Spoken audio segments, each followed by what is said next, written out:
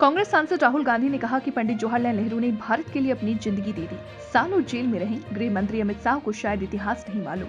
ये बात केवल भ्रमित करने के लिए की गई है।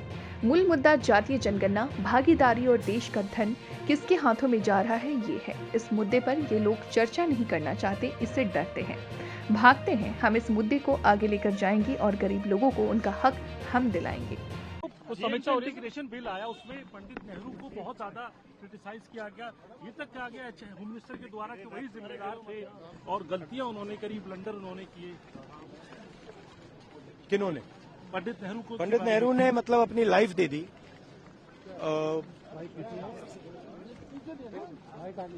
लाइफ दे दी हिंदुस्तान के लिए।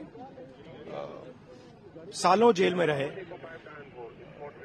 अमित शाह जी को शायद हिस्ट्री नहीं मालूम, वो तो मैं एक्सपेक्ट ही नहीं कर सकता हूं कि उनको हिस्ट्री मालूम। वो तो हिस्ट्री को रीराइट करते रहते हैं। ये पूरा का पूरा डिस्ट्रैक्ट करने का है।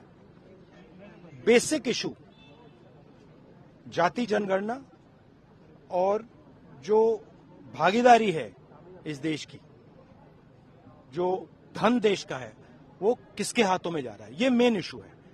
और इस इशू को ये लोग डिस्कस नहीं करना चाहते, इससे डरते हैं, इससे भागते हैं। मगर ये इशू को हम आगे ले जाएंगे और जो गरीब लोगों का हक है वो हम उनको दिलवाएंगे।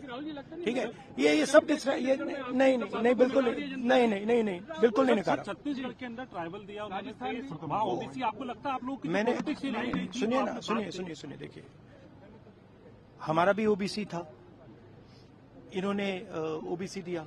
ठीक है, वो इशू नहीं है। सवाल ये है कि स्ट्रक्चर के अंदर कितनी भागीदारी है। प्रधानमंत्री ओबीसी हैं, मगर सरकार को 90 अफसर चलाते हैं। 90 अफसर में से 3 ओबीसी हैं और जो ओबीसी हैं उनका कोने में ऑफिस है। तो मेरा पॉइंट है कि सरकार का सिस्टम, हमारा इंस्टीट्यूशनल सिस्टम जो है पूरा का पूरा, उसमें ओबीसी की कितनी भागीदारी है, दलितों की कितनी भागीदारी है, आदिवासियों की कितनी भागीदारी है, ये हिंदुस्तान के सामने मेन सवाल है।